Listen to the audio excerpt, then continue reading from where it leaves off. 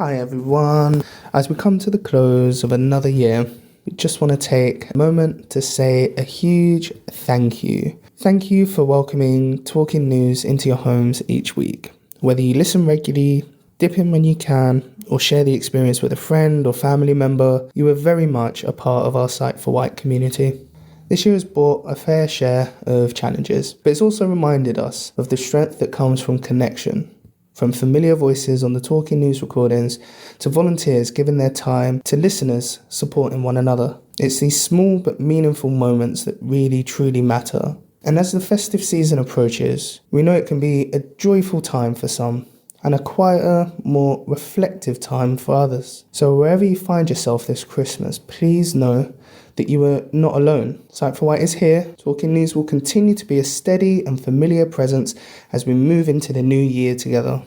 So with that said, on behalf of all of our staff, volunteers and supporters, we wish you warmth, peace and comfort over the festive period. We hope these days ahead bring moments of kindness, rest and many things to smile about, however small. But thank you for being a part of our year, and we look forward to sharing many more stories with you in the year to come. From us all at Sight for White, we wish you a very Merry Christmas and a hopeful New Year. Here is this week's charity news, week commencing 19th December. Swimming will resume on Monday the 5th of January at Medina Leisure Centre, Newport, between 1:15pm and 2pm. Coffee and Chat will restart on Wednesday the 7th of January at 10am here at Millbrook House. A date for your diary, January the 14th, Simon from Southern Vectors will be joining us, so if you have any comments or feedbacks about their services, please come along. Mix and Mingle will restart on Thursday 15th of January. Our Talking News will be available on Alexa, Facebook and YouTube for the next 2 editions. This gives our wonderful volunteers a well-deserved break. Therefore, our next delivery of the Talking News via memory sticks will be sent out on Friday, January the 10th. We will be closing Millbrook today, the 19th of December at 1pm and reopening on Monday 5th of January at 9am. We wish you all a very Merry Christmas and a happy and peaceful New Year. Patients urged to plan ahead as junior doctor strikes set to impact NHS services. From the Island Echo. Health leaders are warning of disruption across NHS services on the Isle of Wight and beyond as junior resident doctors begin 5 days of industrial action starting today, Wednesday. The strikes will run from Wednesday the 17th of December to Monday the 22nd and are expected to cause significant pressure on hospitals and urgent care teams. Patients are advised to still call 999 or attend the emergency department in life-threatening emergencies. For more non-urgent health concerns, residents are urged to use alternative services such as pharmacies, NHS 111, online or urgent treatment centres. Dr Laura Alloway, Chief Medical Officer at NHS Hampshire and Isle of Wight, has said this is a particularly challenging period for our local NHS, with industrial action followed by planned major road closures. We're working closely with our partners across the county to plan, prepare and mitigate the potential impact on patients, communities and staff to ensure our services continue to run as smoothly as possible. Patient care remains our priority and we are working hard to ensure that we continue to deliver the best level of care possible. If you have an appointment during the industrial action, you should continue to attend as planned unless you are contacted to reschedule. Please help you by choosing the right service for your healthcare needs and making use of Pharmacy First for minor conditions. This will help us protect emergency care for those who need it most. Urgent treatment centres across the region, including on the Isle of Wight, remain open for non-life-threatening illnesses and injuries. This is Den reading an article from Isle of Wight Radio.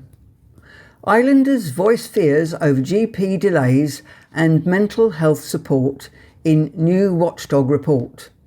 Long waits for GP appointments, difficult access to mental health crisis support, and the cost and quality of care at some dental practices are key issues facing islanders, a watchdog has found. Health Watch, Isle of Wight's October the 13th to November the 12th intelligence report on the island's health and social care services compiled feedback from residents, which overall was 68% negative, 162 responses, 31% positive, 75 responses, and 1% mixed or neutral, 3 responses. The two most common topics were GP services with over 80 negative responses and the mental health crisis service where more than 20 were negative. Service areas given either a wholly or mostly positive reception included ophthalmology, optometry, care at home and residential care homes. One islander told Health Watch, "Yesterday, after speaking to their mental health practitioner, my relative was advised to take antidepressants. He again tried to get a GP appointment to get a prescription and was given an appointment for December the 4th, 5 weeks away. The biggest killer for men my relative's age is suicide. I've called the number for the out-of-hours island mental health support between 5:30 and 7 p.m. several times now, and each day, time, I've been met with an answer phone telling me to call 111, another said. A third said, "We have 2 children who haven't seen a dentist for 18 months due to the issues with the dental practice. We are scared to go there ourselves, let alone put our kids there." However, on a positive note, the watchdog heard, "The team at St Mary's are excellent. We are so lucky to have such a skilled eye department on the island. I have nothing but praise for everyone who works in the old Carlton house. Every aspect of care is exemplary." Health Watch heard in reference to the residential care home in Cowes. New NHS Hampshire and Isle of Wight has been approached for comment. Councillor calls for more youth services to help young people thrive and advance. From the Island Echo, read by Joyce.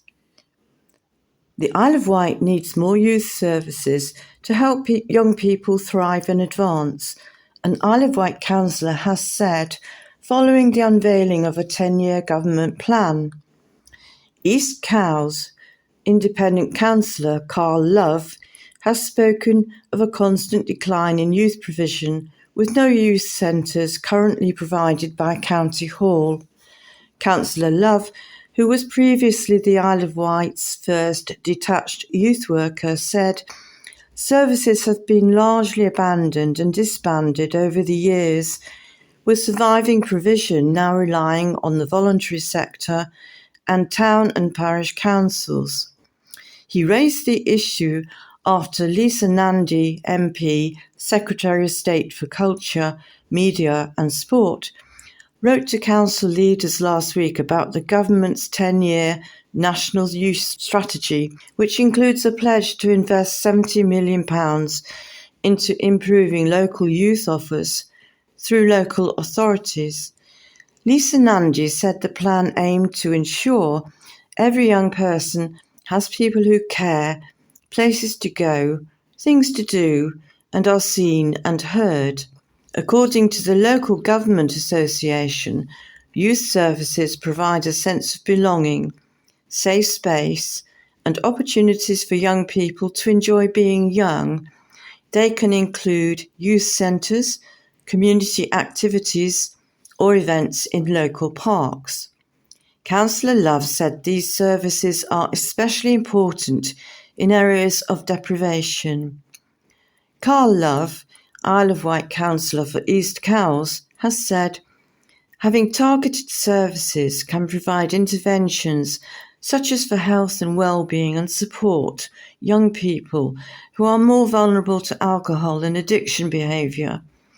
If those services don't exist, it's more likely that those young people who are risk takers will develop that risk-taking behaviour."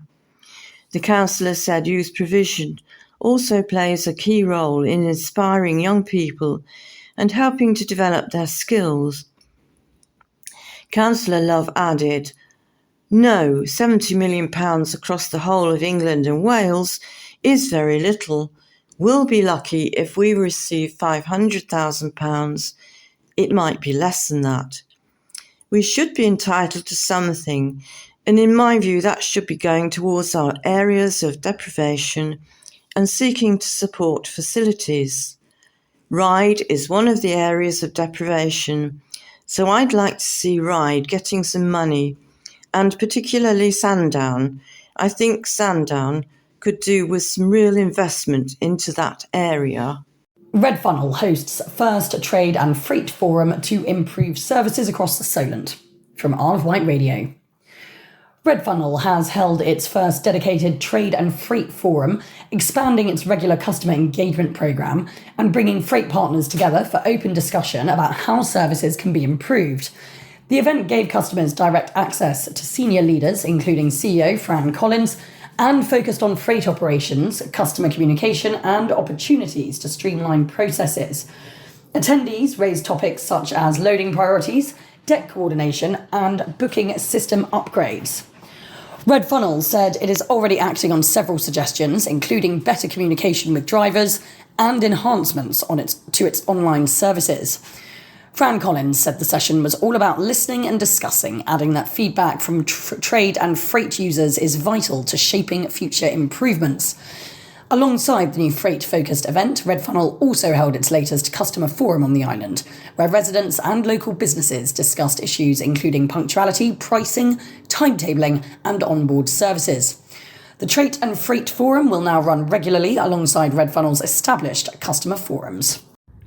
This is Den reading an article from the Island Echo. Ventnor community takes step towards securing winter gardens. A steering group has been formally established to represent community interests and explore future options for the Ventnor Winter Gardens.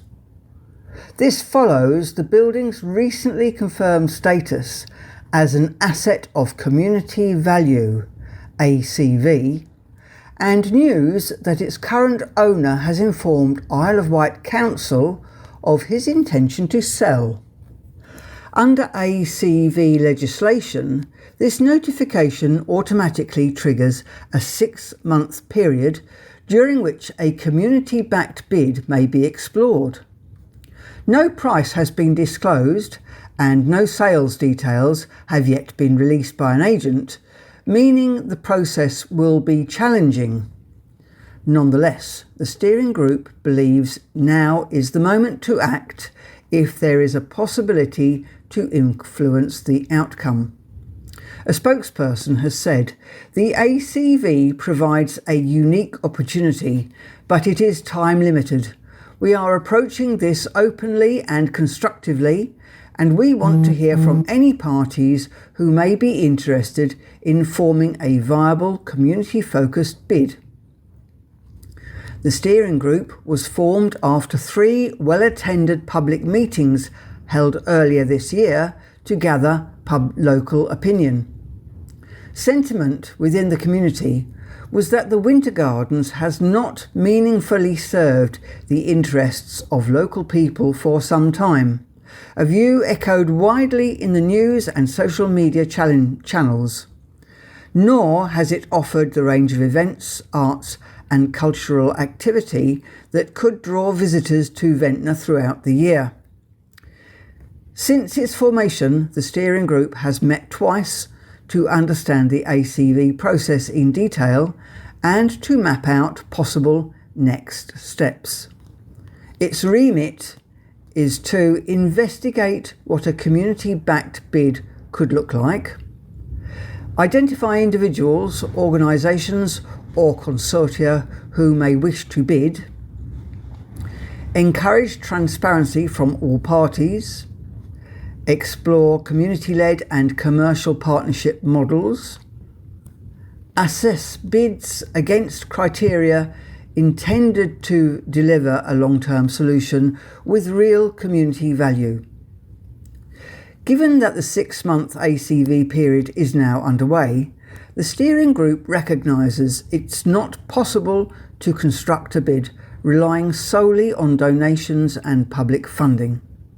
Instead, it is seeking expressions of interest from individuals, groups or organisations who may wish to develop proposals for purchase, management, cultural programming and partnership models. Isle of Wight Libraries wrap up Jane Austen 250 celebrations with Regency dance and tea party from Isle of Wight Radio, read by Joyce. A year of celebrations marking the 250th anniversary of Jane Austen's birth has come to a close, with Isle of Wight Libraries hosting two popular events that immersed visitors in Regency-era culture. On Sunday the 23rd of November, Lord Louis Library welcomed the Hampshire Regency Dancers, a Winchester-based group dedicated to preserving historic dances from Austen's time. The troupe delivered a lively demonstration and workshop, guiding around 30 attendees through classic routines such as Mr. Beveridge's Maggot and the Duke of Kent. The session drew plenty of laughter, with many participants already hoping for the dancers' return in 2026. The Ride Library continued the festivities with a Regency-themed tea party. Guests enjoyed a talk from Helen Howe of the Jane Austen Society's Hampshire branch, who explored Christmas traditions and party games from Austen's era. Visitors were then treated to period-inspired bakes, including root cakes, or rout, R-O-U-T cakes, spiced biscuits and pound cake, while staff added to the fun with a Jane Austen quiz and bingo. Louise Emery, development librarian, said, "It's been wonderful to see so many people come together to celebrate Jane Austen's life and works. These events captured the spirit of the Regency era and showed how libraries can bring history to life for our community. We're very grateful to our friends of the library groups for making events like this possible." Further details about library services and upcoming events can be found on the Isle of Wight Council's library web pages. New visitors can also sign up for a library card online and follow Isle of Wight Libraries on social media for updates. This is the second part of the Talking News, read by Susan and John. No public money used by the theatre, says group.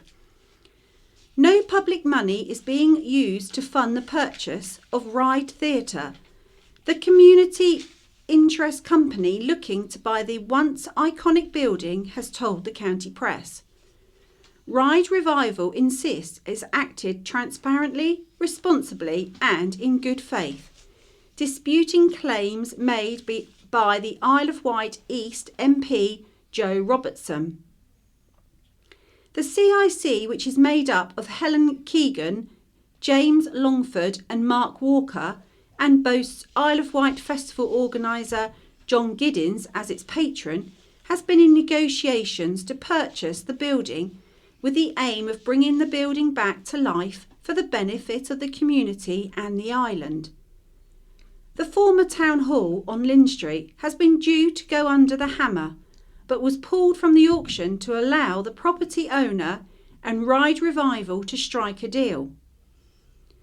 Following the withdrawal, Mr. Robertson posted on Facebook to raise transparency concerns over the involvements of Ride Neighbourhood Board, an independent partnership formed as part of the government's plan for neighbourhood. He said the board quietly passed a motion by email to encourage money to change hands, legal paperwork be signed, and the owner to pull the town hall from the auction. This is unacceptable conduct by RNB, who have been entrusted with public money for the people of Ride, Mr. Robertson said. Ride Revival said the claim is incorrect, as no public money was committed to a purchase, no authority was given for money to change hands, and no instruction was issued to complete legal paperwork for a sale. The CIC said an email vote was considered to establish the board's position, not to authorise spending, commit funds or approve a purchase. Pointing to the published minutes from the RNB meeting on December the 5th, the CIC said the only action agreed was to ascertain whether the auction could be delayed until April 2026 and to report back. RNB previously said it could not commit directly to the purchase of the building, but was supporting a community group to acquire the building. On Tuesday, Mr. Robertson doubled down on his comments, saying the building was withdrawn from auction after RNB passed a motion to encourage Ride Revival to pay a $25,000 deposit ahead of an agreed purchase price of $600,000. This was wrong, and a number of board members are unhappy with the way in which business is being conducted by the board, he said. He has written to the council's monitoring officer to ask for formal training and advice be given to board members. Ride Revival said any suggestions that communications were secret or improper are misleading. The statement said, "We welcome scrutiny and the publication of minutes and documentation because they clearly show a cautious, process-led attempt to explore whether Ride Town Hall could realistically be saved for public use. We remain committed to openness, good governance and keeping the community fully informed. Moreover, we remain fully committed to bringing this landmark building back to life for the benefit of the community and the island, and not for the benefit of private profit."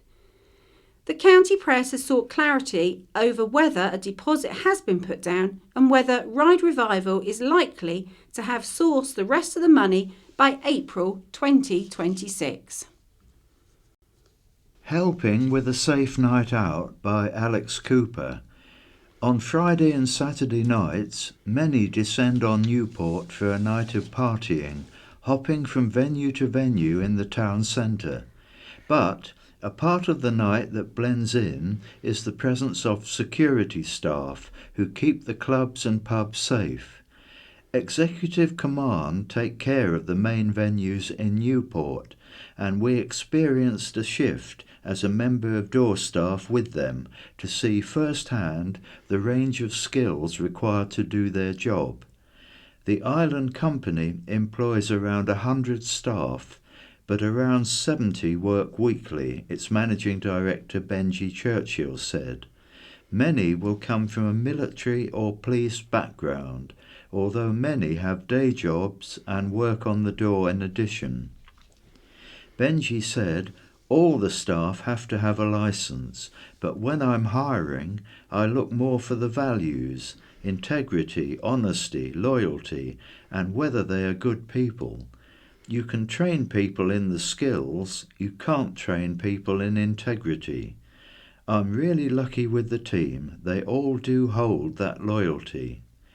Staff are trained for scenarios they may have to deal with, and say there's a lot more work that goes on behind the scenes that the public does not see.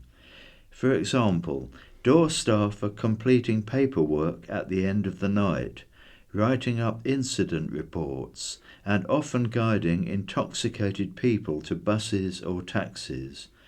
Staff have to also deal with serious incidents and sometimes eject people from venues, checking for conflict when doing sweeps of venues or identifying people who are banned via the pub watch scheme. When the county press was out with Executive Command, we saw how door staff interacted with the public and how Benji and his staff managed the operation. Door staff will typically be at one venue for the night, with area managers bringing in resources when necessary.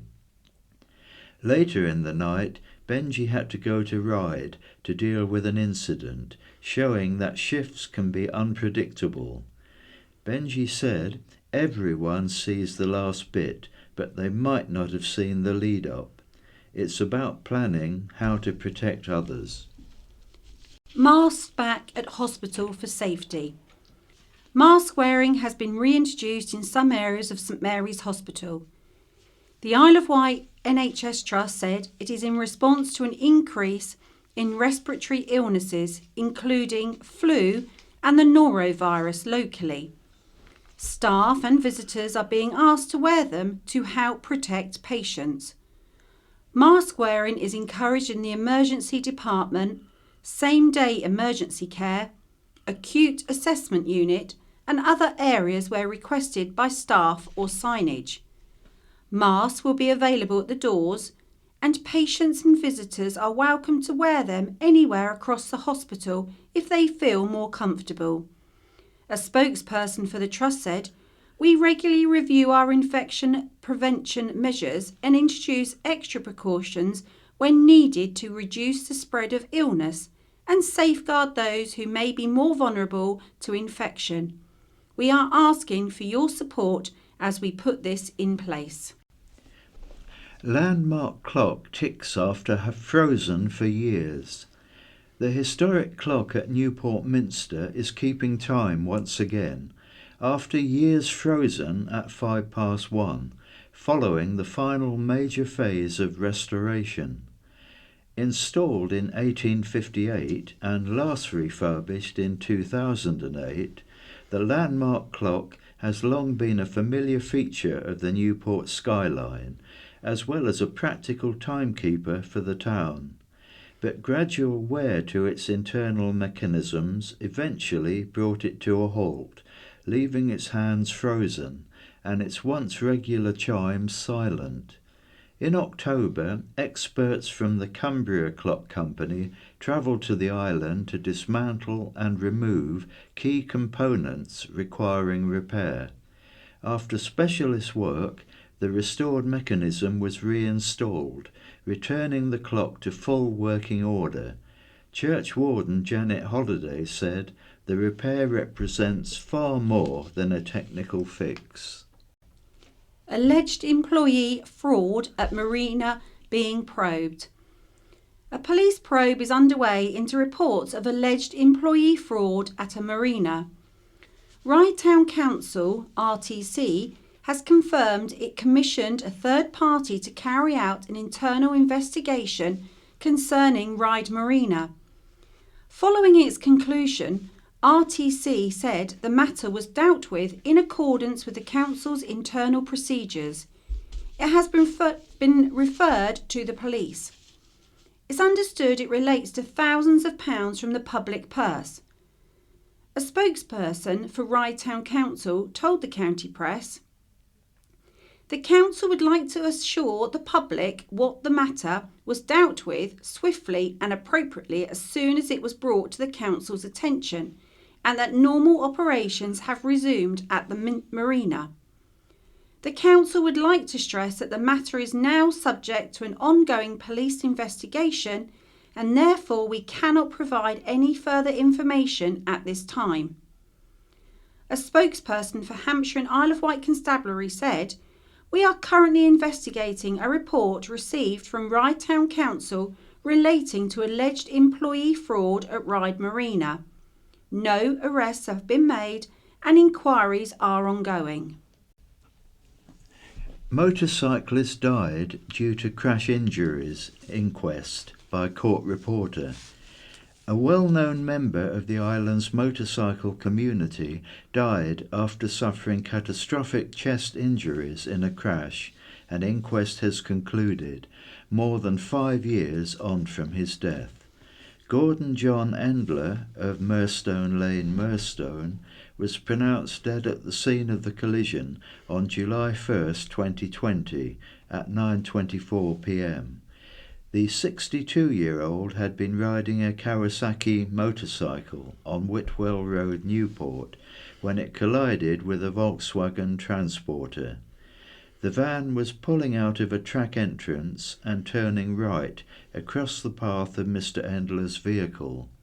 The driver of the van, Daisy Parsons, was initially charged with causing Mr. Endler's death by driving carelessly or inconsiderately, but the case was dropped in January 2023 when the CPS offered no evidence against her. A pillion passenger, Mr. Endler's partner, Jackie Stannett, also suffered serious injuries, but survived thanks to the swift intervention of the air ambulance team. An inquest was opened on July 9, 2020, and resumed on Monday, more than 5 years on. According to the official record of inquest, there was some circumstantial evidence that Mr. Endler was travelling at speed that evening, immediately before the collision. However, it was heard that there was no conclusive independent evidence to support that. Mr. Endler's cause of death was given as significant chest injuries sustained in the collision. Coroner Caroline Summeray concluded he died as a result of a road traffic collision. In the aftermath of his death in 2020, Mr. Endler's son Joe paid tribute to his father. He said, "Dad was a motorcyclist through and through. He was at his happiest when on two wheels." He was a well-known member of the Isle of Wight motorcycle community and could often be seen on his green Kawasaki ZX-10R. Not only a father, he was also my best friend, and has passed on to me this passion for motorcycling. In the future, I intend to ride in his memory. Since 2020, several ride-out events have been held in Mr. Endler's memory, with Joe and Jackie leading them. Concern over emissions' effect on the ferry prices. The Isle of Wight MPs have expressed concern over the government's decision to impose the Emissions Trading Scheme, ETS, on the Isle of Wight ferry services. The new regulations, due to come in during summer 2026, requires companies that exceed a certain emissions threshold to pay for additional allowances from other companies in the maritime sector who have not exceeded the threshold. The estimated cost to ferry operator Whitelink is up to $1 million a year, which the company says threatens investment plans for the business. The company warned ETS would harm Whitelink's decarbonisation efforts given the electrical grid's capacity and lack of viable alternatives.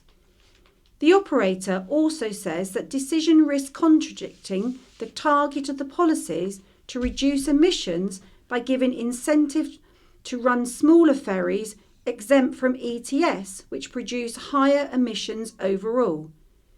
Ferries that serve Scottish Island are exempt from the scheme.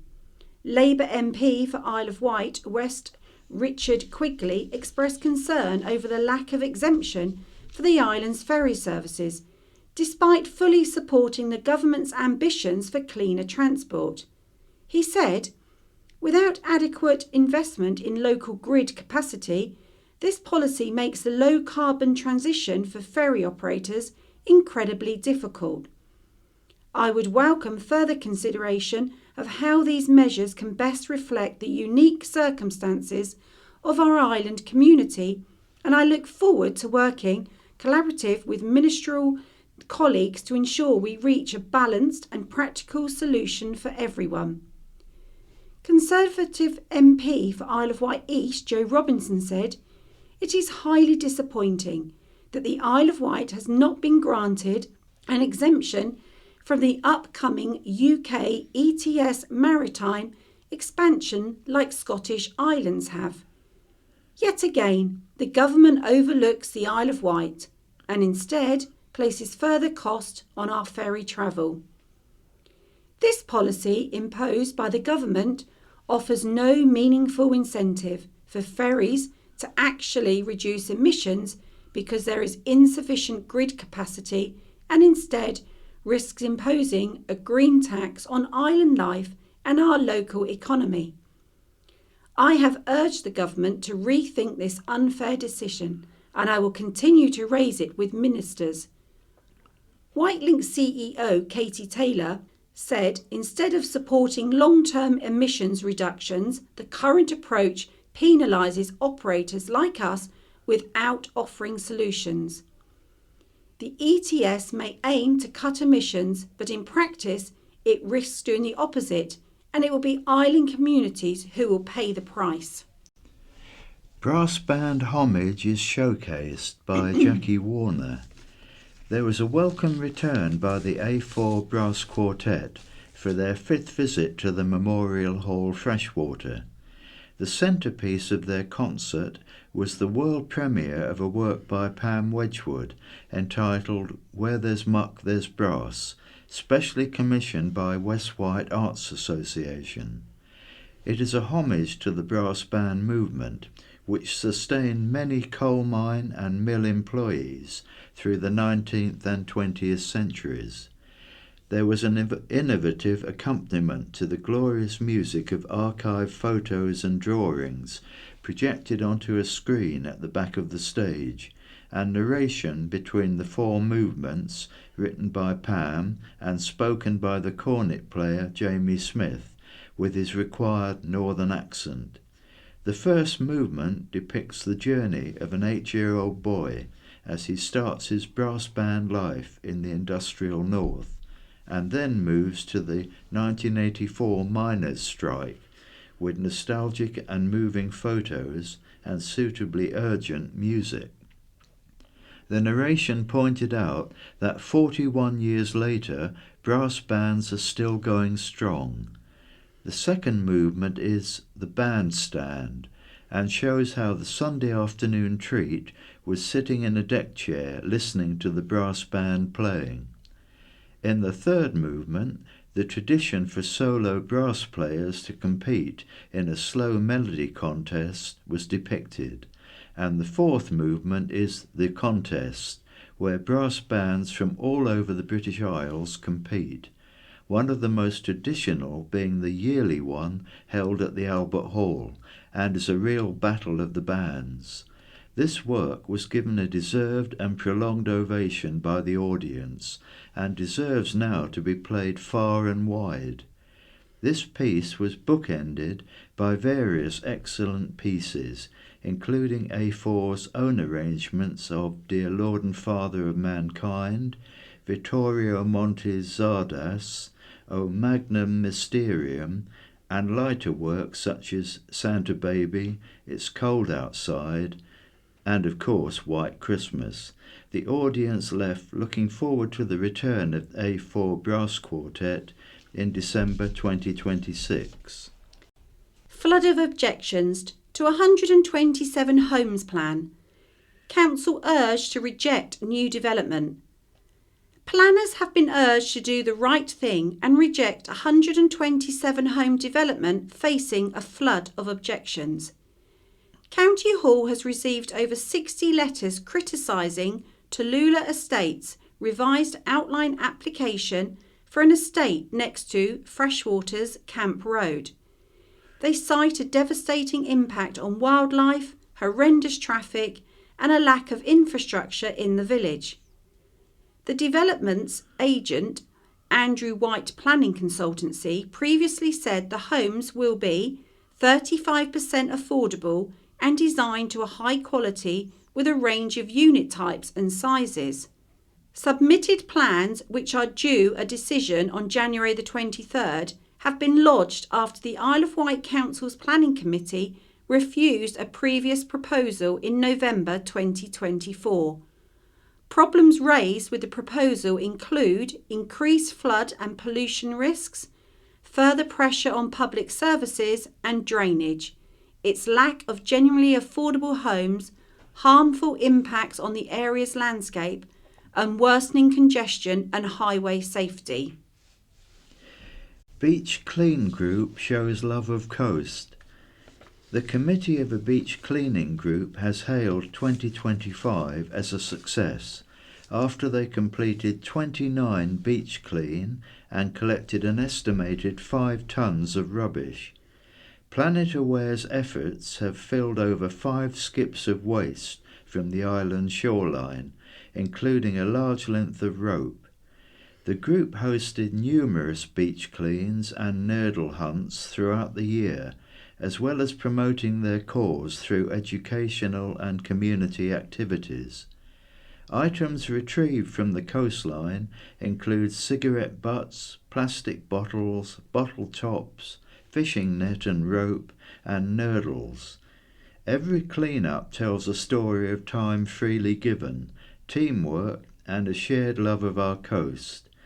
The group said, "It's great that many more people are doing their bit to care for our coast, and whilst plastic is a useful material, we need to look at where we can reduce the amount we use." In 2026, Planet Aware are aiming to expand its educational programme and work with island businesses to reduce litter at its source. Trial of eco-activist accused of driving at Marshall collapses. After more than 4 years and a string of delays, the trial of Isle of Wight eco-campaigner Gary Oates finally reached court, only to collapse on its 9th listing after difficulties arose. The long-running case sees Mr Oates accused of driving his 4x4 Mercedes at car boot sale traffic marshal Mark Patterson near Sandown Airport on June the 26th, 2021. The incident is said to have unfolded during a Sunday event when marshals were directing vehicles around the site. The trial, on its second day, collapsed at the Isle of Wight Crown Court on Tuesday, bringing an abrupt halt to the trial. Judge Daniel Sawyer discharged the jury, explaining that issues had emerged which meant that the prosecution's and defence legal teams could not continue. The prosecution had been expected to call 7 witnesses today, including members of the public and the police.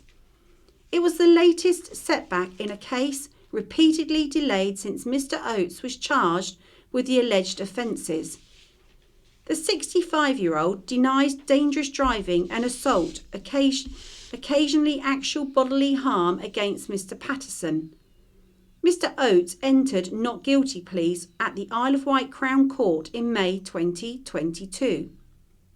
Since then, the case has been hit by postponements despite judicial warnings.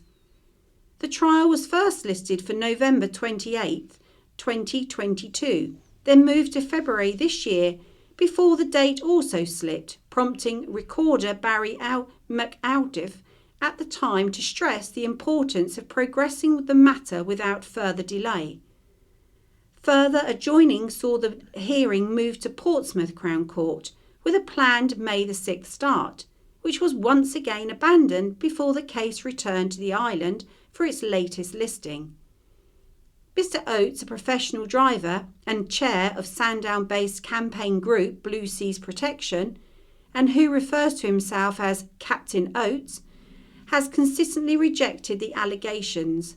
It is alleged Mr Oates used his vehicle during a dispute at the car boot sale, striking Mr Patterson in the process. The trial will now be relisted at the same venue on March the 23rd next year. King Charles III postbox here. The first postbox installed in the reign of King Charles III on the Isle of Wight is among around only 80 to be found across the whole country. The new postbox can be found on St Edmund's Walk, Wootton. Arthur Reeder is the curator and creator of the Isle of Wight Postbox Museum. He drove to the box to deliver his Christmas cards after Royal Mail removed his local one on Fairley Road. He said, "Thus far there are 9 pillar boxes and 80 small ones like the one in Wootton. None have been found yet in Scotland or Northern Ireland, but one has been reported as earmarked to be sent to the research station on Adelaide Island in the British Antarctic Territory. The first of these new postboxes with King Charles III's cipher appeared in Cambridge back in 2024. The county press visited the Isle of Wight Postbox Museum in August. Arthur's collection features 260 postboxes from all over the world and much of the former East Cowes sorting office. His collection features boxes from Canada and Australia and attracts international visitors. Drug dealer avoids jail after importing over 1 kilogram of cannabis. A man who admitted importing more than 1 kilogram of cannabis from the United States intended for large-scale distribution has avoided a prison sentence. Sean Bristow, 34, of Union Street in Ryde, appeared at the Isle of Wight Crown Court for sentencing on Thursday, December the 11th, after previously pleading guilty to importing cannabis and being concerned in its supply. Prosecutor Tim Devlin said that a suspicious package was intercepted at a Coventry depot on December the 7th, 2022. The parcel, addressed to Bristow, had been sent from California and was found to contain 1.06 kilograms of cannabis concealed in a scent-proof bags, the court heard. Mr. Devlin said police searched Bristow's home and seized mobile phone, revealed he played a significant role in the distribution of cannabis on the Isle of Wight. The court was told messages showed drug purchases from both UK suppliers and contacts overseas, including reference to Californian cannabis. At Bristow's first hearing on August the 5th, Bristow was said to have appeared surprised when questioned about the delivery, but further investigation uncovered a history of drug transactions. Defending Tom Cook said Bristow accepted he was part of the supply chain, but was not the individual who placed the kilogram order. Mr. Cook added that his client acknowledged dealing up to an ounce, around 28 grams, at a time. Bristow had built up a drug debt of at least £350 and was not profiting from dealing. Instead, his actions fueled an addiction, the court heard. Mr. Cook said since the offence, Bristow had been free from drugs but relapsed last year after losing his job and suffering a bereavement. Bristow was handed a 16-month prison term for importing the cannabis and concurrent 8-month sentence for distributing. Both terms were suspended for 2 years. Bristow must complete 180 hours of unpaid work, a mental health treatment requirement, and 35 rehabilitation activity days. He was spared immediate custody, but warned that any further offending would trigger the activation of the suspended sentence. Deep concern as white-tailed eagles go missing by Oliver Dyer. Investigations are underway into the suspicious disappearance of 3 white-tailed eagles, part of a reintroduction project on the Isle of Wight. One of the first white-tailed eagles to fledge in England for hundreds of years, a chick born in the wild earlier this year in Sussex, is among those missing. In September, the trackers of 2 other eagles were found dumped close to their last recorded location, and both had been cut off using a sharp instrument. The missing birds are part of a project led by Forestry England and the Roy Dennis Wildlife Foundation. Their disappearance is being investigated by several police forces and the National Wildlife Crime Unit, according to the Foundation. Tim Mackrell from the Foundation said, "It was devastating to find the stolen and dumped tags, particularly for the chick in Sussex who fledged this summer and had only just begun its life. So many people in the area had shared the joy of seeing these birds breed again after hundreds of years, and our ongoing monitoring has shown how well they were fitting into the landscape. To have that destroyed just a few months later is deeply shocking." Steve Egerton-Reid, White-tailed Eagle Project Officer for Forestry England, said, "We are asking the public to show this support again by encouraging anyone who has information that may help the police investigation to come forward. On September 26, a satellite tag belonging to a chick was recovered from the River Rother near Petersfield.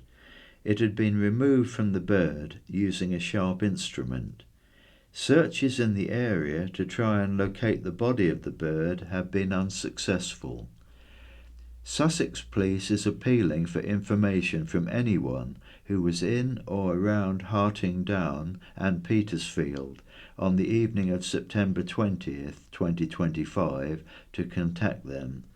Meanwhile, Dyfed Powys Police is investigating a similar incident on September 13th, where a satellite tag belonging to a sea eagle was recovered in remote moorland.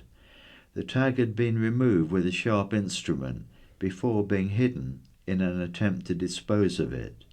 The force wants to hear from anyone who was at or around the Gwygier Reservoir, Treginon, between 11 a.m. and 1 p.m, or on access land near Bryni Fornog between 12 p.m. and 3 p.m. on September 13th.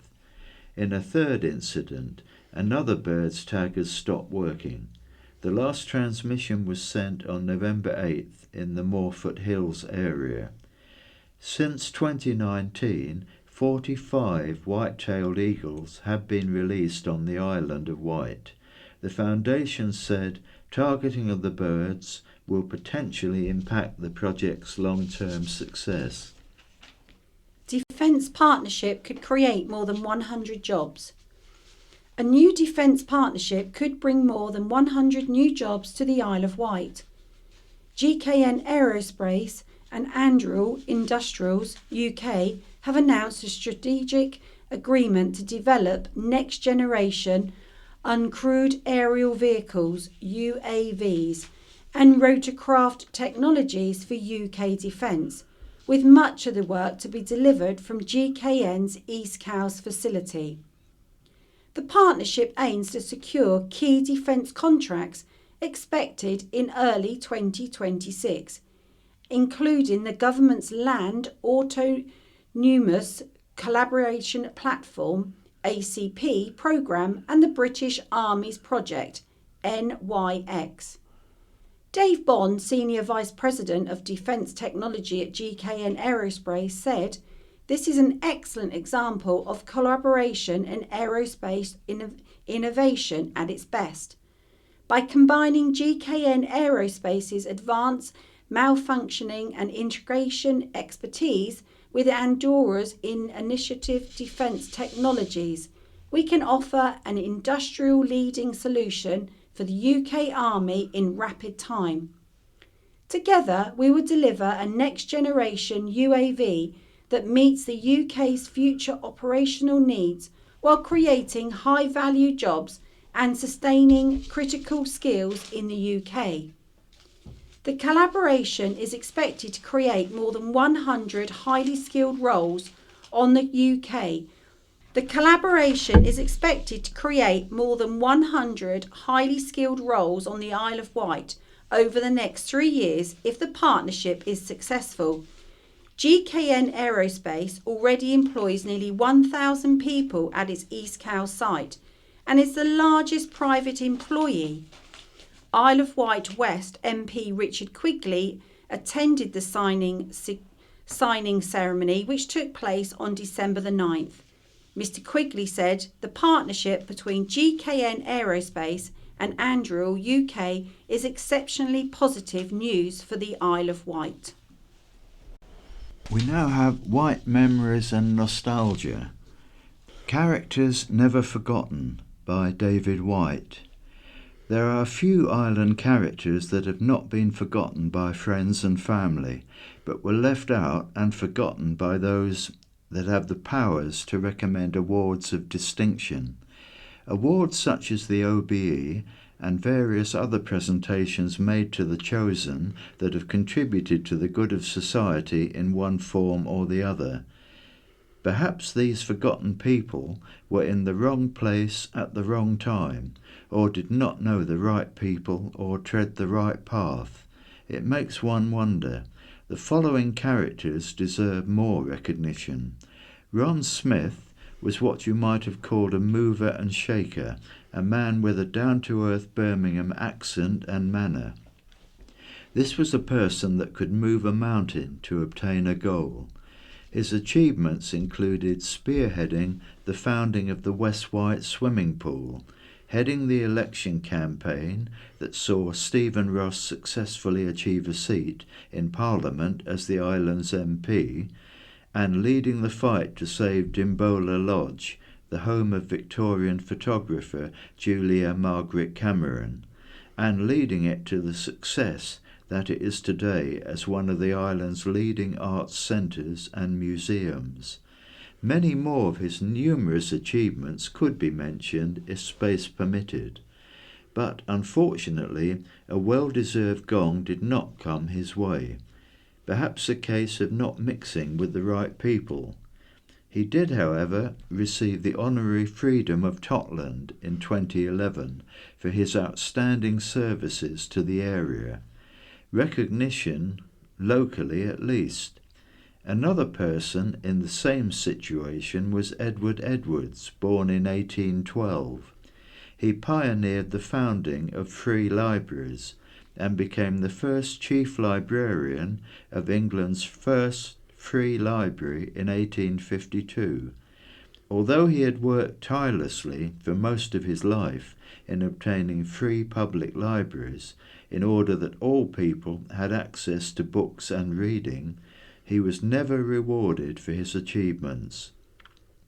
Edwards and his wife used to spend a lot of time on the island, and eventually, following his wife's death, Edwards came to lodge at Seaview House in the Undercliff near Knighton, his favourite village. He then campaigned to the Isle of Wight Corporation for a free library on the island. Never having been rewarded financially for his tireless achievements in his old age, he became homeless, unkempt, and was sometimes found wandering the local hills, deep in his thoughts. His final years were spent in St. Catherine's Lodge, where he died in 1886. He's buried in Knighton Parish Church. Bill Brett was raised in Kelbourne and as a boy went to the local school. However, years later and still living in the village when the school closed, he brought it and made it into a home for him and his wife. It was then that he started his eccentric collection of a potpourri of days gone by and village life. His school desk and school books, his first motorbike, local kitchen memorabilia, home guard relics, ancient farm implements, and various items all connected to life in Kelbourne. He would always be willing to show people around his collection, and both tourists and locals alike would be entertained by his stories of village life.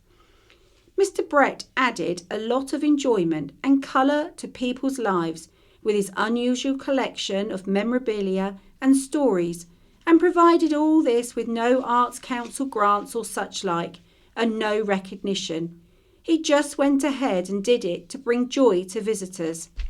Perhaps it gives a message that art and its relation in bureaucracy and money in the modern world of arts and museums. Finally, the old professionalism of longshoremen. One of those seafaring characters were Bert Kemp, his family having been connected with the sea for 400 years. Mr. Kemp worked on Shanklin Beach where he would hire out boats, a well-known character on the seafront.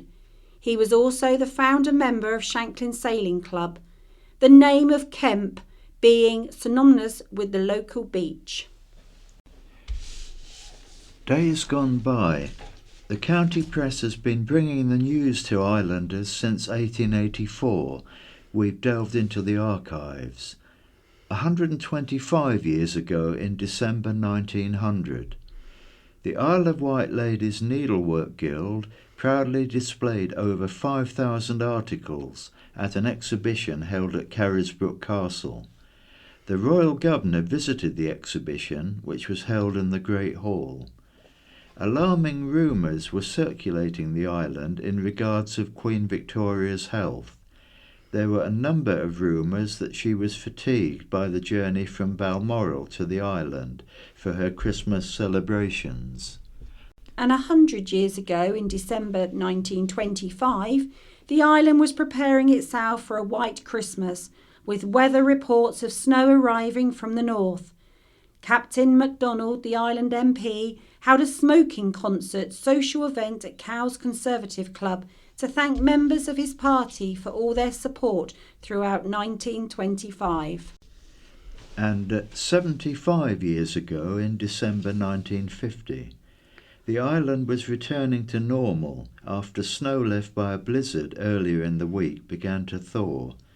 Many of the island's towns and villages were cut off, and deep snowdrifts were still visible. A Binstead reader wrote in to the county press to express his dismay that the idea of an all-island war memorial was not receiving the wholehearted support of the island. And now we'll move to my view. From Josh Barry, the columnist. Island missing out on festive showbiz pizzazz. Throughout the 1960s and 70s, in almost every town in Britain, something extraordinary happened each December as the biggest stars from the world of entertainment came to a theatre near you. Whether it took the form of a pantomime or just a theatrical Christmas show, it was customary tradition for TV stars to exit the studios and make theatre their home for a whole month. The late, great John Hannam always spoke affectionately about his time going from Sandown Pier to Shanklin Theatre in the search for a Christmas star. When we talk about a variety and its extinction, it's easy to blame political and economic factors, but the art of pantomime and the quintessential Christmas variety show may be the last surviving example of British variety. The obvious contemporary example of such a classic tradition is the turning on of the Christmas lights, which Newport and Carisbrooke Community Council still upholds. In 2021, Allo legend Sue Hodge and Pippa the polar bear were on hand to do the honours. But can we do better? I'm lucky enough to have interviewed the Allo star from my podcast, and even Sue herself would admit that she isn't top billing. Christmas is a time for excess, to pull out the stops in a carnival or good cheer and merriment. To me, it's a sad indictment when we can't deliver Christmas entertainment which is on par with our neighbours across the water. The days of variety and Christmas shows are sadly over, but this doesn't mean that we shouldn't ever accept lower rate entertainment. This year, Shanklin Theatre and Spotlight Isle of Wight delight with Dick Whittington, which I'm sure will be a glorious event for the whole community. However, in terms of professional live entertainment, I fear that the island is falling short compared to the diverse offerings on the mainland. As a podcaster who frequently gets to meet some of the most talented and prolific performers in entertainment, I feel that it's a shame that there's no local platform to see our best-loved entertainers at Christmas. It seems pertinent here to note that despite running my podcasts for the past decade and recording a whole host of entertainers here on the island, I've never interviewed anyone from a live show over the Christmas period. Admittedly, there could be a number of reasons why this could be: scheduling, money and commitments.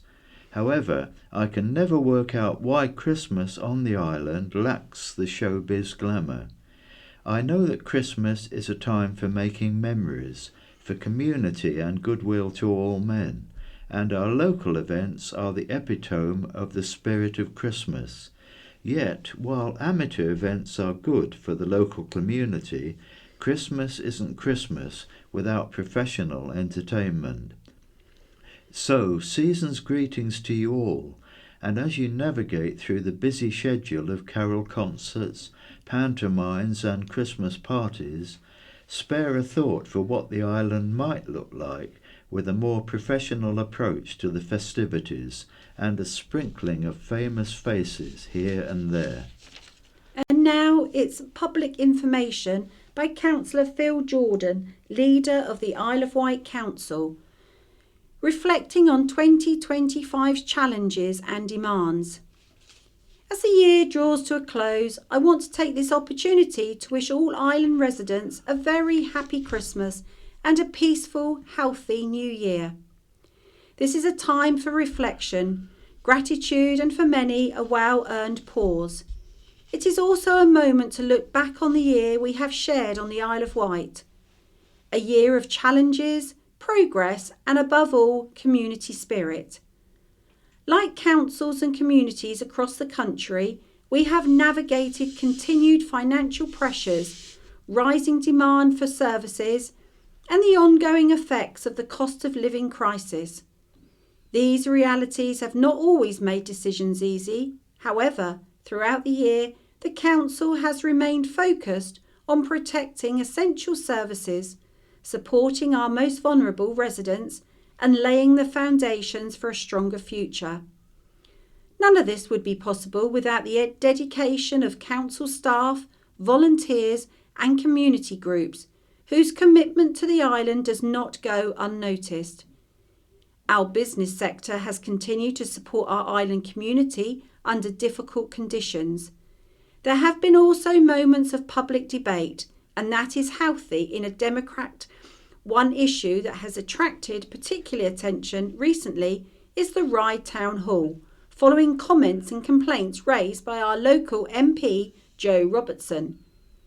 I understand why residents care deeply about the historic building. It is an important part of Ryde's heritage and identity. The Ryde community have repeatedly said that the Ryde Town Hall is the most important building to protect and bring back into community use. Ryde Town Hall is a complex and ageing asset, and decisions around the future are neither simple nor cost-free. The Neighbourhood Board has a responsibility to balance heritage, safety, usability, and value for money as part of its investment and regeneration plans. These considerations are not unique to Ryde nor to the Isle of Wight, but they are especially challenging in the current financial climate nationwide. While public commentary plays a role in highlighting concerns, lasting solutions come from constructive dialogue and partnership. The work continues to save the building and restore it to community use. It will be guided by evidence, transparency, and the best interests of our community. As we look ahead to the new year, there is much to be optimistic about, from ongoing efforts to secure fairer funding and greater local control to supporting economic resilience and regeneration. The island has opportunities to seize. We will continue to speak up for the Isle of Wight, ensure our voices are heard, and focus on delivery rather than distraction. Thank you to everyone who has contributed to island life over the past year. I wish you and your loved ones a joyful Christmas and a hopeful New Year. We now have letters. Appalled by doctors, from Anna Hardy of Shanklin. Having worked 25 years in the NHS, I'm appalled at the doctors' strike decision. What happened to the Hippocratic Oath? Do no harm. Having long retired, my generation demonstrated and got improvements without resorting to such action.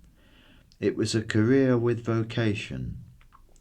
All of us have to tighten our belts in the current world situation.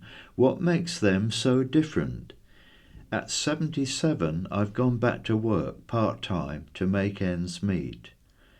I remember in Margaret Thatcher's time the firemen going on strike. I can still see the green goddesses and the army taking over that function. They don't strike now. Neither do the police. They are essential services. Doctors should also be seen as an essential service. I've yet to meet a poor doctor.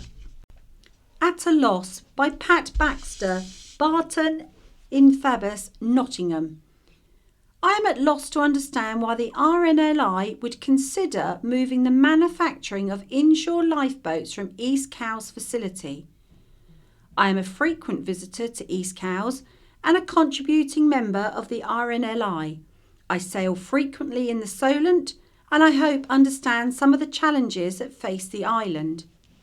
The loss of 70 skilled jobs would have a greater social impact on East Cowes and the wider island community than of that on the mainland.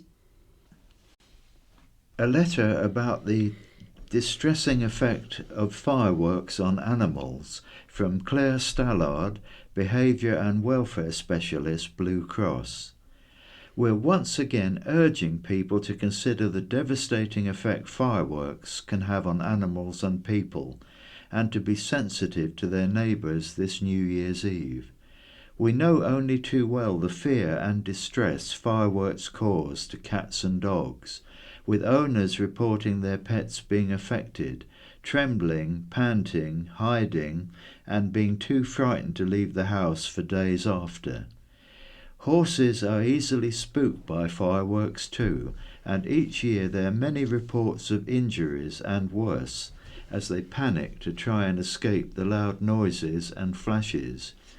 We'd urge people to stick to sparklers during their celebrations this year for the sake of animals and people.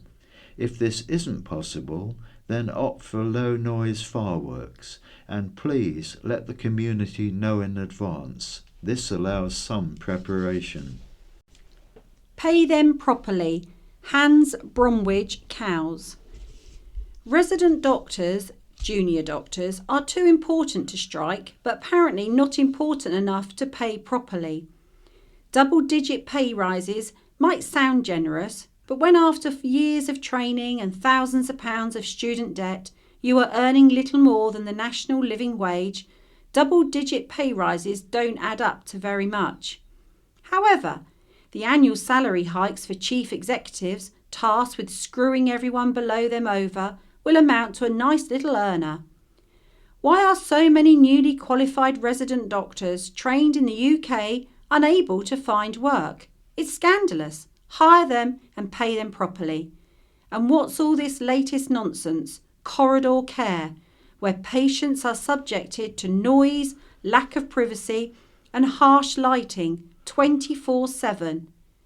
It's undignified and wholly unacceptable. It's tantamount to bullying inflicted upon those who are at their most vulnerable at a time when they need compassionate care. Year on year we hear talk about winter pressures as though it's some kind of unexpected phenomenon sprung upon the NHS. It's not. After years of Tory cuts undermining our NHS, hospitals no longer have sufficient beds. So build more capacity, hire more staff and pay them properly. Anyone working in our NHS, cleaners, porters, etc., shouldn't be earning a pittance on salaries that need to be subsidised by state benefits and trips to the local food bank. Pay them properly, give them those work in our NHS a dignified wage, one that they can afford to comfortably live on. That's what we all pay our taxes for. Not affordable? Well, those low-paid workers won't be squirreling away their pay into offshore bank accounts. They will be buying essentials, food, clothes, etc., on which they will be paying tax, VAT, etc., feeding money back into the UK economy. Labour were elected to implement change. They were not elected to continue the chaos in our NHS that was deliberately introduced by the previous government. So where's treating and serve free gear Keir Starmer? Stop trying to vilify those on the lowest levels of pay in the NHS in an attempt to set the public against them. Get the issue properly sorted now. Overdiagnosed from Joe Nash of Cowes. Ain't it just true? At last someone with brains and sense. James Dahl, the master of Wellington College. Teenagers, he says, are being overdiagnosed with mental health conditions when it's just the bumps in the road of growing up. Society is still overwilling to pathologise and diagnose as chronic the sort of issues that are just natural ups and downs of being a human and being a teenager. And that's it today. That's the end of the news, and we would like to wish you all a very happy Christmas and a peaceful new year. So it's goodbye from Susan. And it's goodbye from John. The In Touch programme follows. Hello. Skiing and skating. Speed and style. That's the connection between tonight's items. Later on, we're going to be discovering how 16 visually impaired skiers are going to be able to cope not only with the snow, but with new regulations involving entry to a number of European countries, including the skiing mecca, Switzerland. But first, Arifa Karim gets her kicks not out of skiing, but figure skating. Wasn't love at first sight, or indeed partial sight, but it was one of those things which kept cropping up on her radar and wouldn't go away. Arifa, tell me first about those false starts. The first time I wanted to go was when I was about 9, and because I had contact with guide dogs, they gave me this kind of voucher to go ice skating with my family. I did not like it. I couldn't stand up, I couldn't skate. My uncle tried to help me, and then the workers tried to help me with the penguin. I still couldn't do it. So then I gave it up for quite a few years after that because I was like, I can't do it. And then I reached 15 and I hit that anime stage and I started watching anime again. I found this one called Yuri on Ice, and it was basically just watching this guy go through the Grand Prix series doing ice skating. I was like, oh my God, I want to try that again. So I went again. It was absolutely awful for about the next whole year. I went intermittently with friends and family. I tried to do lessons, but my mom said no. So I gave it up again. And then I went to uni in Nottingham and I decided I wanted to go see the societies. So I found a figure skating one. I didn't end up joining it until my second year of uni. So that's when I actually did start figure skating and I joined the group lessons, then found a private coach. And from there, it's just been my whole life, basically. So what do you think was it made you keep going, given how often you thought, I don't really want to do this? I think this time it's because I went with people that motivated me to keep going. So I wasn't going to do my group lessons, but my friend at uni was like, you are signing up for these lessons. So that's why I went back. And then as soon as I did my first lesson, I was like, I can do this. So I kept going back. And then for my birthday, I put my investment into my first pair of skates. And at that point, I was like, I can't waste my money on a pair of skates and not continue. Just explain for those who don't know, what figure skating is and how does it differ from other forms of ice skating? This is so difficult to explain. So there's ice skating, which has many different sports under it. You've got like hockey and speed skating, figure skating, there's ice dance. So what I do specifically is figure skating singles. So I skate by myself and you do jumps and spins, footwork. So I've done about 4 of my different jumps now. I've still got a couple more to learn, but you do it by yourself. If you want to join competitions, they're usually 2 programs. So you skate to about 2.5 minutes and then about 4.5 minutes sometimes.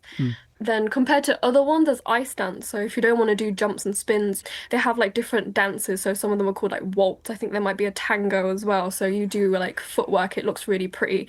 And then you can do figure skating as pairs, so it's called pair skating. So those are the ones where you see the male figure skater usually throw them up in the air or do the overhead lifts. Oh goodness, do you do that? No, I have not found anyone to throw me in the air yet. So maybe one day, you never know. How have your coaches adapted their teaching style for your eyesight, for your vision? Mostly when I had my private coaches. So I've told them, I was like, look, I can't see you in the distance. So instead of just telling me what to do and doing it themselves, sometimes they'd hold my hand and like pull me through it. So I used to struggle with spins. I couldn't do it. I didn't understand it. So my coach used to just grab my hand and throw me around into the spin until I got it. And as well as my other coach in Nottingham, she'd make me do the skill that she wanted me to do.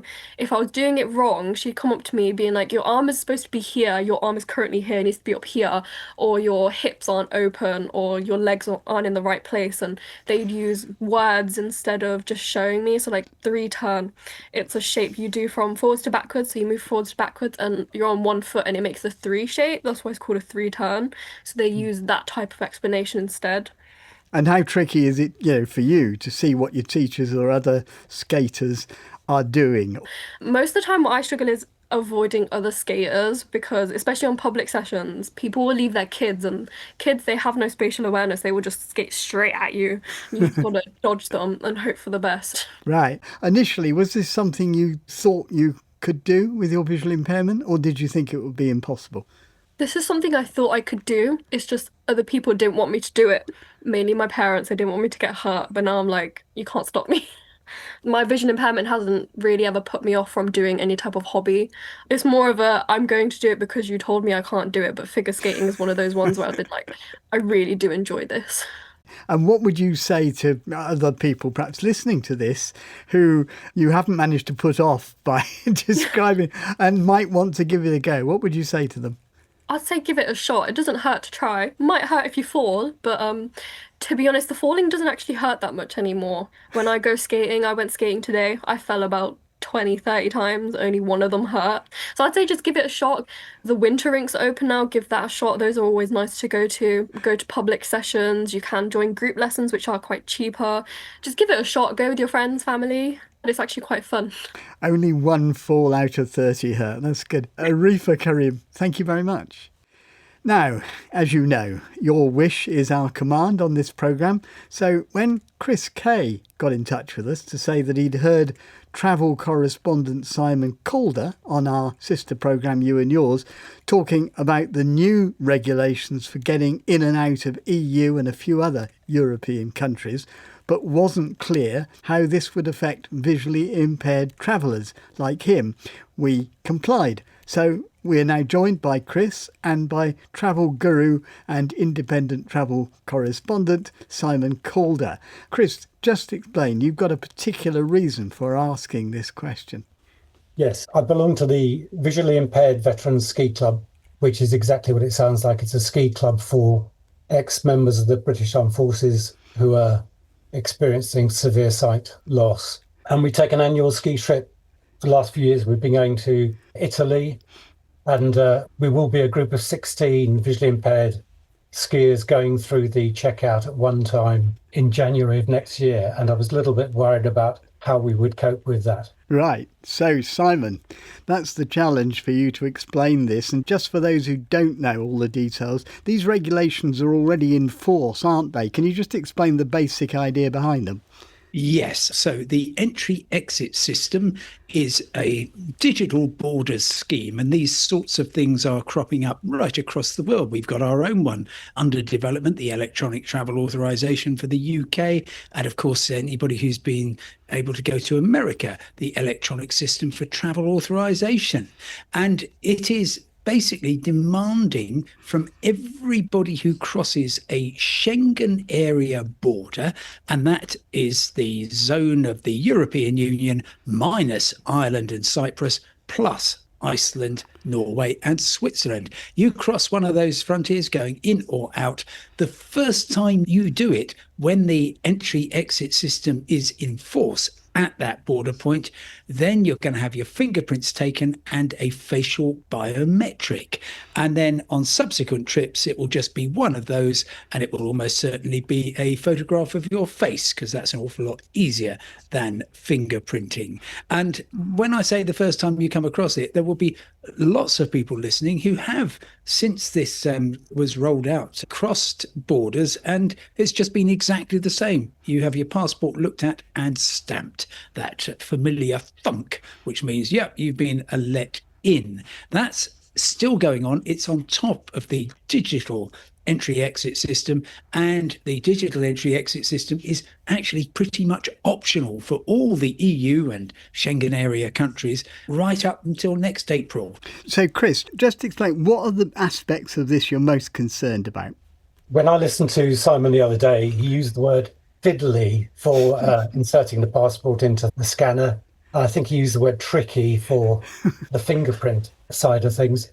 For a number of our members, we use the word black blind. You know, they are totally blind. They would not manage in any way, I don't think, to use a screen or to insert the passport without some sort of assistance. I've done it and it's tricky, and I actually find even having your fingerprints tested quite tricky because they've got to be on the slab thing at exactly the right angle. They kept saying, oh no, you've got to have it flat. Simon, what can you tell us about this and how aware do you think the airports are that this could be a problem?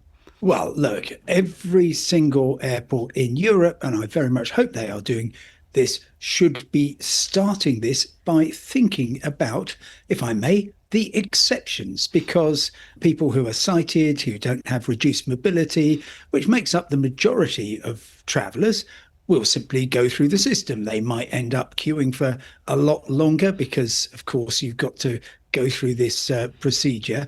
But crucially, for the, let's say, across Europe, 30 million visually impaired individuals, they are absolutely able to say, we need special assistance. And that is, thankfully, from my observations and people I talk to, pretty good in the UK for getting you through the airport. But it's also absolutely critical when you arrive at that airport in continental Europe that they are ready for you. And that means, of course, notifying the airline in advance. They should then be able to organise it for you. And then each skier, in this case, should be walked through it. So, these machines that I've personally struggled with, there's no reason why a blind or visually impaired person should need to battle with them. There should be, okay, yeah, everyone else get on with their, doing all this stuff. You are a special person. We are going to look after you. And that also goes for having your fingerprints taken. But Simon, I hear the word should a lot. I think Chris may be wondering, yeah, but is it actually going to happen? I mean, I think, Chris, you're flying into Marco Polo Airport, aren't you, in Venice? Absolutely. So do you think they're ready in Venice, Simon? Let me tell you what I would be doing if I were in charge of Venice, perish the thought, and any other airport which has a lot of ski business. I would be on the phone to Rome and I'd be saying, look, it's a ski season. We don't have the resources to get this up and running this ski season. Let's be among the last places that you introduce the entry-exit system.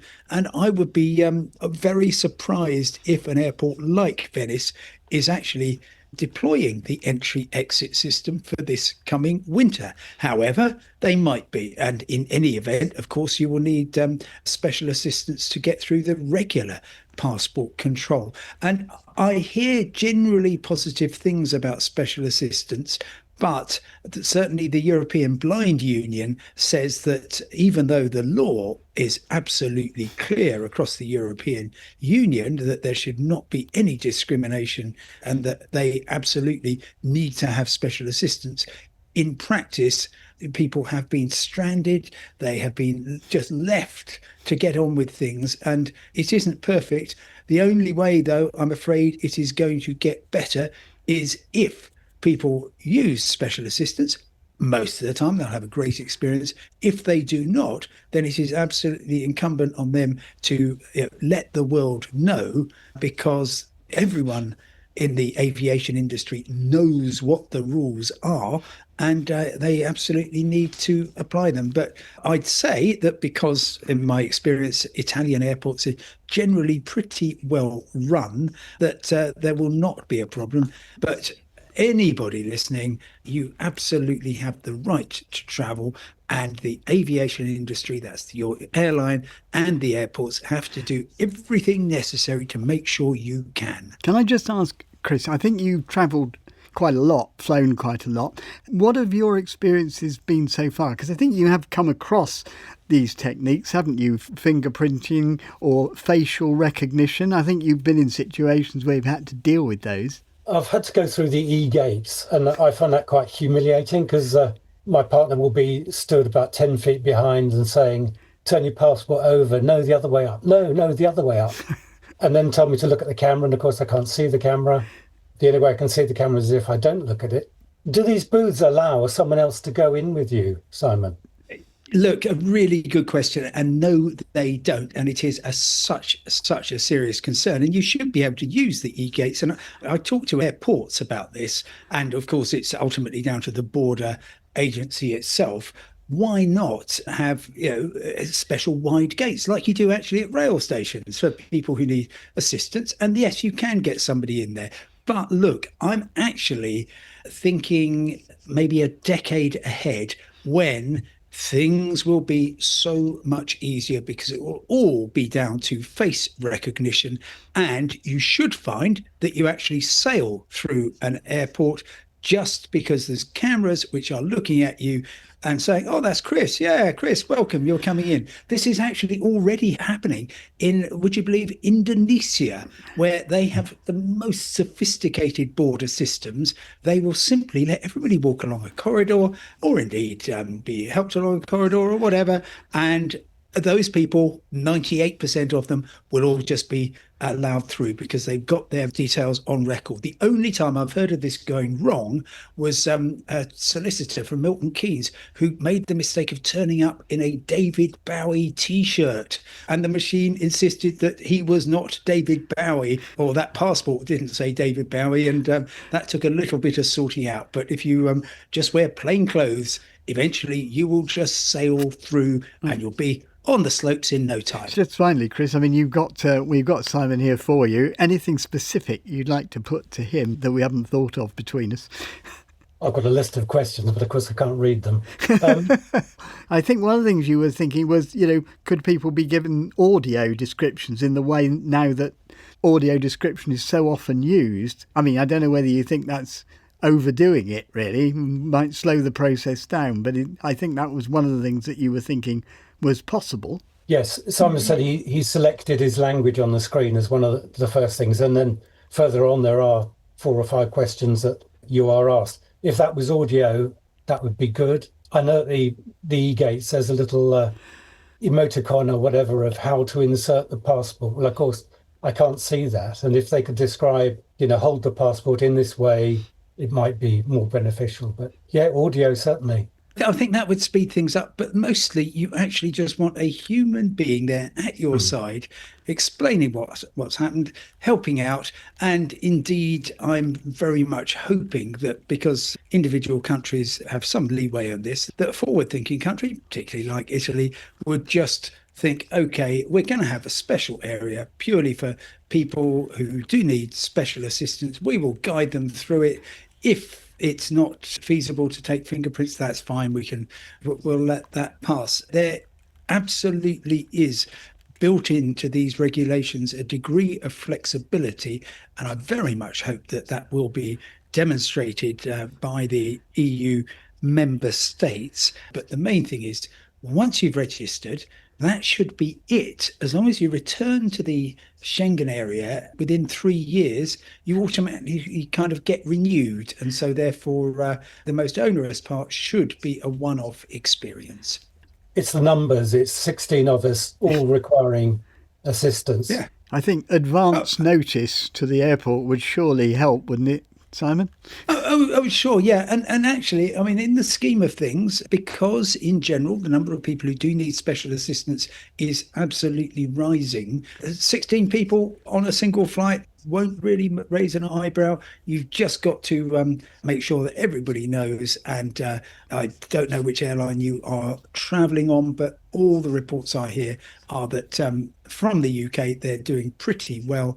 And of course, they then will communicate with the airport at your destination in Venice, who should be, as they say in James Bond films, Chris, we've been expecting you and your 16 friends. Right. Simon Calder, Chris Kay, thank you both very much indeed. And that's it for today. As usual, we're keen to hear from you. Send us your comments, your queries to intouch@bbc.co.uk or leave us a voice message on 0161 836 1338. From me, Peter White, producer Beth Hemmings, goodbye. Scaffolding and Skips News, week commencing 19th of December 2025. Newport area, 1 to 8 Malthouse Court, 19 C Street, Grays Walk, 15 to 16 Key Street and 29 Caesars Road. Newport area skips, 6 South View. Ride area, House of Zaber, 12 Union Street, Ex-Barclays Bank, 7 High Street, 44 High Street and 141 High Street. Cowes area, the Portland Inn, Worsley Road, Gurnard, 20 Bridge Road and Carville Court, Terminus Road. Cowes area skips, 69A Pelham Road. Ventnor area, 29 Pier Street, Ventnor and Old Town Hall Court, Albert Street. Sandown area, 52 Fitzroy Street. Brading area skips, 6 Nicholas Close. And finally, freshwater area skips, 56 Solent Gardens.